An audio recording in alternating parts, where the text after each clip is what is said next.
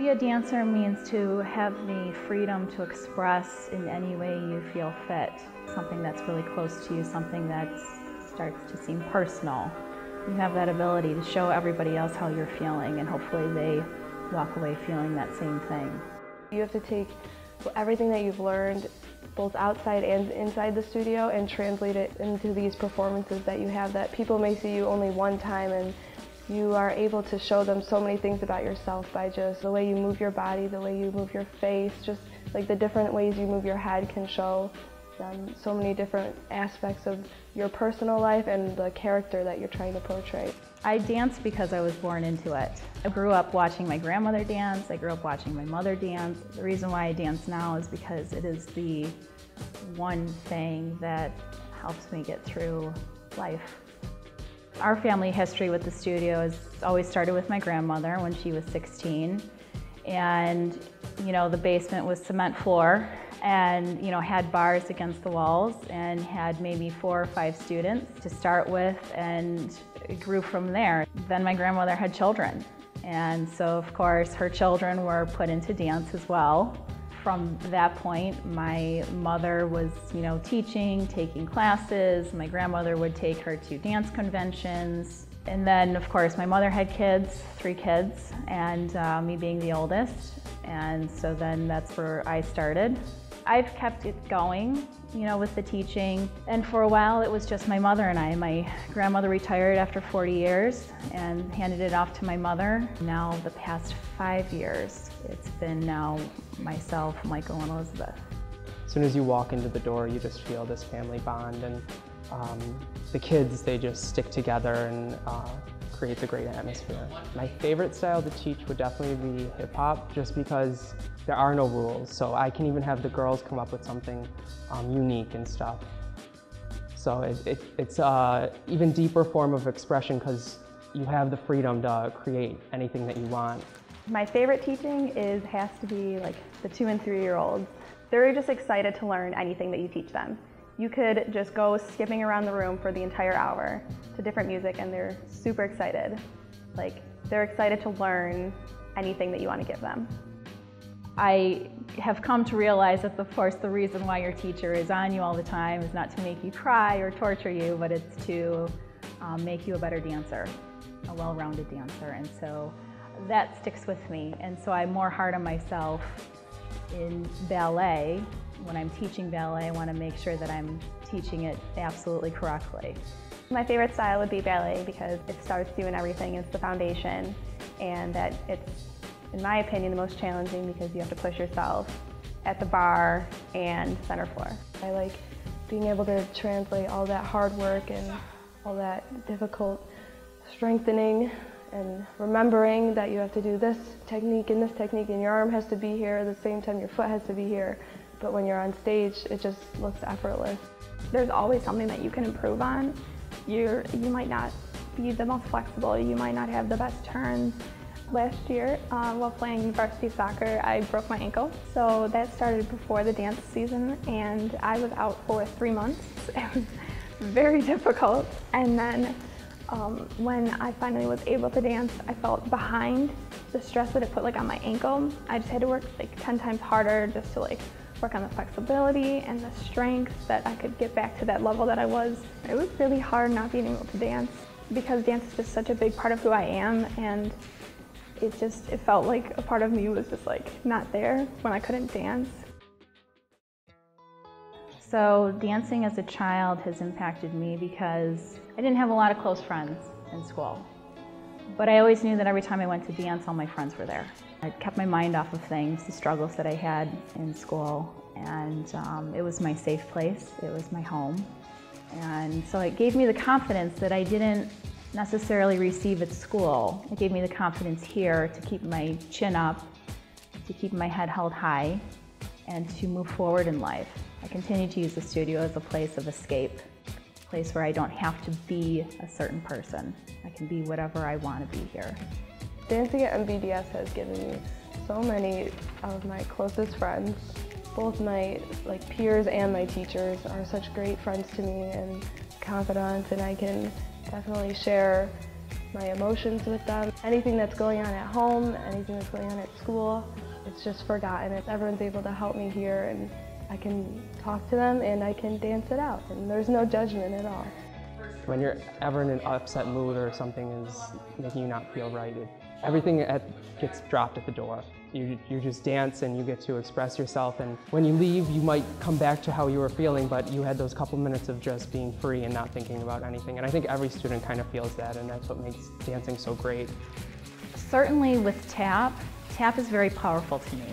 You know, you're really pushing things into the ground, and so with that, any stress you may have in your day during a tap class, it goes right into your tap shoes that hit the floor. The type of feelings I have with ballet are very calm. I find such a beauty in it. Although it's the most strenuous form of dance, it will push every single muscle you have in your body to its fullest. Acrobatics is just a fun circus surprise. I love the joy of having a student finally achieve that trick that they've been working on forever and a day. Jazz, you get to be more sassy.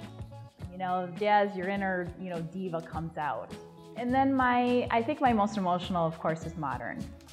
There's so many different ways you can take modern, but when I watch my dancers interpret my piece that I give to them, there is such a emotional vibe that goes through my body, and tears rush to my face. Dance has impacted my self-esteem because I don't like being in front of people. I don't like being the center of anything at all. But it has helped me be okay with being in front of people and share an emotion and a bond that I have with them and portraying it to everyone else. It's definitely made me more comfortable with myself.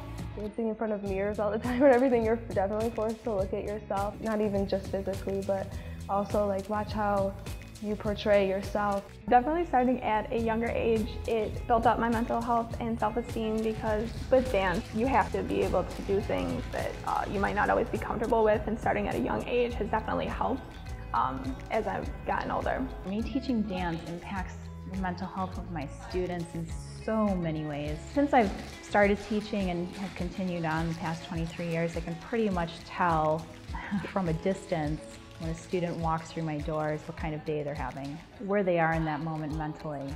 I would love to say that with all of my kids, I affect them in a positive way.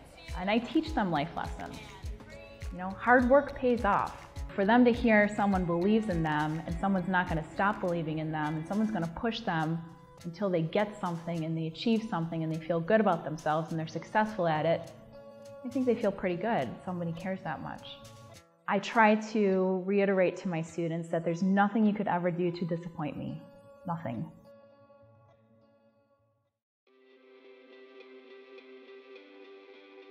I think kids should dance because I think kids are very limited in how many different ways they are actually able to express themselves.